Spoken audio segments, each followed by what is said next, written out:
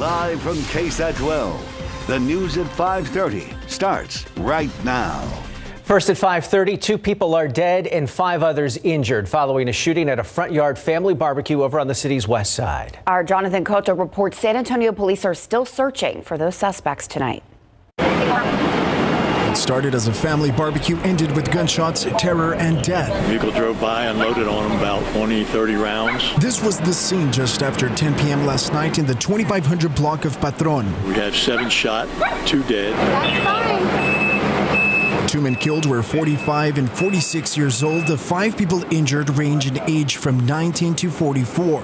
They include 2 women and 3 men. This isn't the first time police have been called to this home. Back in May, there was a deadly conduct at this address, drive-by. Other than that, we don't have any history on the house. He says, unfortunately, these situations continue to happen. There seems to be no concern for consequence. And still the question remains, why is violent crime seemingly getting worse? And nobody seems to be able to put their finger on why this has picked up the way it has.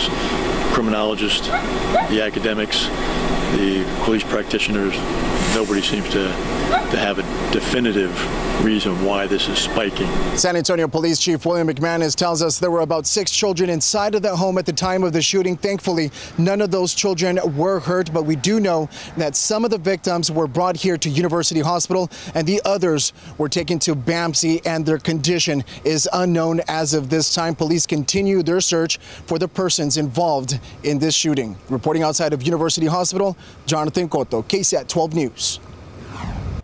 San Antonio police also investigating another shooting that happened just down the street from that one. This on Zarzamora near Gillette Boulevard at Circle K. That's where police say a dark-colored SUV drove by and someone inside opened fire. Officers believe the suspect was trying to hit 3 men who were parked in the front of that Circle K. No one was injured, and right now police are questioning those 3 men, but at last check, no suspects are in custody. Another shooting to tell you about, this one fatal, happening on the city's far west side. This shooting leaving 1 man dead. It happened around 1 o'clock this morning at a home on Rimhurst, not far from Culebra Road, just inside Loop 1604. Police say several people were at a house party there when someone started shooting. No arrests have been made at this point, and officers are still working to figure out what led up to that shooting. New at 5, at least 1 person is dead after a major rollover crash on the city's west side. It happened around 2 this afternoon on U.S. Highway 90 East near South Zarzamora Street. Crews say one of the vehicles landed on top of the other, forcing them to pull those 2 cars apart. It's unclear how many people were involved in the crash, but at least 1 person was found dead in that wreckage. No identities have been released, and the investigation into how it happened continues. Also new at 5:30, San Antonio firefighters had their hands full this afternoon at a house that caught fire on the city's east side. This happened around 3:30 this afternoon in the 1500 block of Aransas Avenue. Officials say 4 people were able to escape from that home. The house a total loss. The exact cause still under investigation right now. The good news, though, no injuries. And Father's Day can be tough for families who have recently suffered a loss. And to help with the healing process is a group called Tuesday's Children. The group was out at SeaWorld today, giving families a celebration they won't forget. The program connects Gold Star families, people who have lost a loved one in the military or mass violence, to help the healing process. The regional manager for Tuesday's Children, Gold Star family Patty Morgan, says each event is not only about spending time with family, but creating a community to heal together. Get these families partnered with other families and not be so isolated, and have the sense of community support at all different stages, and to just have fun. Coming up at 10, hear from the families about the lasting support they have taken away from that program. Still ahead on this newscast, when we come back, a bad day to travel. Thousands of flights canceled across the country. Details on what caused the chaos today. But first, how a local religious organization is including the LGBTQ community in the celebration of Pride Month.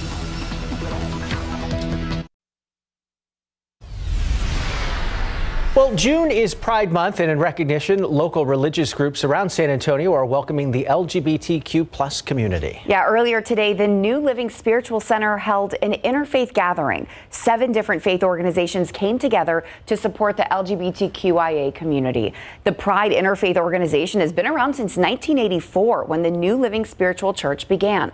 Organizers say the group formed in response to the AIDS epidemic. Today, organizers say religious gatherings like these are especially important with the current affairs surrounding that community. The religious extremists always bully the least of these, and lately they're bullying transsexual children, and they've long bullied the LGBT community, but we should never let them bully us out of our faith.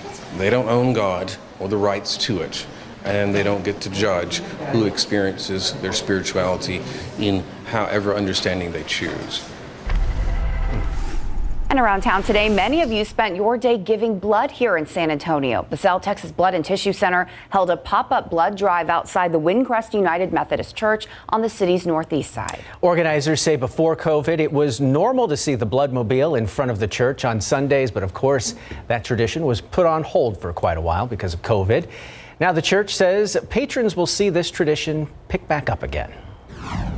We're really excited to get to have them back in our parking lot, where our church members very easily can come and literally give of themselves to make the community stronger and the community healthier.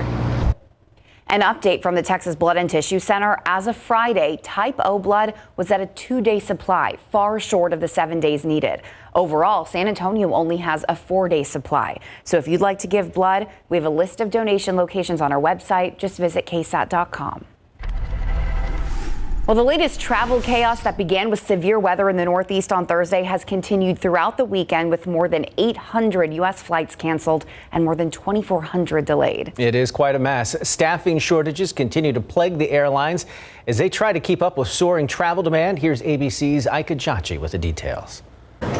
As millions take to the skies for Father's Day and the Juneteenth long holiday weekend, many are finding chaos at airports across the country. The industry is just stretched to the breaking point, and instead of bending when something bad happens, it just snaps and falls apart. On Friday, the TSA screened more than 2.4 million travelers, the most since Thanksgiving weekend last year. I've never seen it this packed. Soaring demand along with severe weather in the Northeast on Thursday caused a ripple effect that has continued throughout the weekend. When there is a flight that gets canceled and all of a sudden 200 passengers need to be rebooked, there aren't a ton of empty seats available right now to get those passengers rebooked on. On Saturday alone, more than 3,500 U.S. flights were either delayed or canceled. It's a 10 minutes till departure, and then not even 30 seconds later, it all went red and then went canceled. Those disruptions continuing into Sunday. The union that represents American Airlines pilots says staffing shortages are a major issue. They don't have enough pilots. They haven't trained enough pilots. They are literally canceling flights because they don't have their act together. Some airlines have already trimmed their summer flight schedules, hoping to prevent future system-wide meltdowns. Labor shortages are having an impact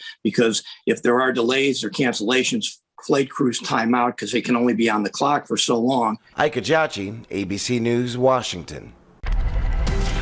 The secondhand anxiety that I get from watching after your experience. Oh my gosh, these reports, a few months ago, it just, oh my gosh, it's crazy. Deep breaths. Yes. Let's meditate here very briefly. May need to meditate a little bit because, it's still hot and the heat will continue this week. That's really going to be the focus of the forecast, unfortunately. But for the next couple afternoons, a few little pop-up showers, not out of the question, and we'll talk more about that coming up here in just a few minutes. First, the aquifer today is up just 0.2 of a foot, and in your pollen count, mold's the lone allergen again today, low with a count of 140. Stay with us. We'll be right back. You know, if you get up real early or stay up real late, the weather's not all that bad outside. Yeah, like in the middle of the night. Yeah. Like when we get home late from this shift, it's breezy. Yes. You know, temperatures are down in the 80s. I'm like, oh, it's not too bad, but it's 11:30 at night, so. And if you walk by like 7 a.m., it's fine. Yeah, my dad, speaking of Father's Day, my dad, He said he didn't get up early enough to get his walk in today, so it's going to have to be an evening walk. And I know some folks probably resonate with that. High temperature today, 100 at the airport in San Antonio. That makes today our 16th 100-degree day of the year. Old record for today's date, 103 from back in 1918. And raise your hand if you still use a old school planner, like you use a writing utensil. Tim doesn't even use a digital one, just flying by the seat of his pants. I'm still a big fan of the old school planner. For whatever. So that's why I really like this graphic. And unfortunately, if you're planning out your week, heat will continue to be the big story. You see our highs for the week still in the triple digits. The only real difference here will be tomorrow and Tuesday. Low chances for a stray afternoon, early evening pop-up thunder shower. I was hoping we would have a little bit more activity on radar this evening, but things really couldn't get going out during the heat of the day today. There was a little thunder shower south of Hallettsville, but even that is falling apart, and just some fair weather clouds out there for now. A couple of our high resolution futurecast models do want to continue with some pop-up activity for the next few hours, but just judging on how things look out there right now, I would be really surprised if any additional activity popped up over the next few hours. So it can't be ruled out, but I would plan on a dry forecast for the remainder of the evening. Nonetheless, if you look on the KSAT Weather Authority app, you will see an outside chance of one of those stray pop-ups through about sunset. Otherwise, heat is the story. Air temperatures are in white. Heat indices are what it feels like to our bodies. Those are the numbers in yellow. Our heat indices, thankfully, are not too far removed from the actual air temperatures, but we do have air temps in the triple digits for a lot of us, down to 98 now at the airport after a high of 100. It's 97 in Canyon Lake, feeling like 99, 99 in Rio Medina, and 100 in Castroville. Thankfully, another nice breeze today. Southeasterly winds are about 5 to 15 miles per hour. Let's look at what's going on elsewhere across the country. Big time heat here. Check this out. I know we're sweating down here in South Central Texas, 98, 99 now at the airport, but in Bismarck, North Dakota, they're about the same temperature as we are right now. That's incredible. There's a lot of heat that's building across the central and southeastern portion of the country. And the reason for that, you guessed it, yes, the heat high. Over on the west coast, we've got a nice trough or area of low pressure producing some rain across the western tier of the country, but the central and eastern part of the U.S. right under that heat high, and that's keeping things hot and also rain-free across the eastern and central portion of the country. Now, next couple of days, heat high will stay centered just off to our northeast, so we'll leave in a mention of a stray afternoon pop-up tomorrow and then again on Tuesday. Coverage of rain is low, right around 10%, but during the hottest part of the day, we can't rule out some of those little showers trying to bubble up, especially south and east of San Antonio. But by Wednesday and the back half of this week, the heat high moves back over Texas and then just hot again for the rest of the upcoming week into next weekend. As far as the Saharan dust goes, we don't have really any of it out there now. So clear conditions tomorrow. Very light concentrations of dust begin to work in on Tuesday, and some slightly higher concentrations through the middle and back half of the week. We'll continue to keep you updated on the dust, but the next couple of days should be just fine. This evening, 95 at 8 p.m., 88 at 10, 82 at midnight. Warm but nice and breezy. Another hot one for you tomorrow, some morning clouds and then mostly sunny in the afternoon. And yeah, unfortunately, guys, heat will continue to be the big story over the next 7 days. Yuck. Thanks, Katie. It's the best I can say. That's how I feel. All right, Andrew joins us in today for Larry, who's celebrating Father's Day, and the Longhorns and Aggies facing off in the College World Series to see who gets to stay. Yeah, and speaking of yuck, Longhorns want this performance back. When we come back, we'll show you the highlights from what turned out to be a great performance from the Aggies, and they're still alive in the College World Series. Plus, PC coming up big for SAFC as they picked up another couple points last night. Got that too next.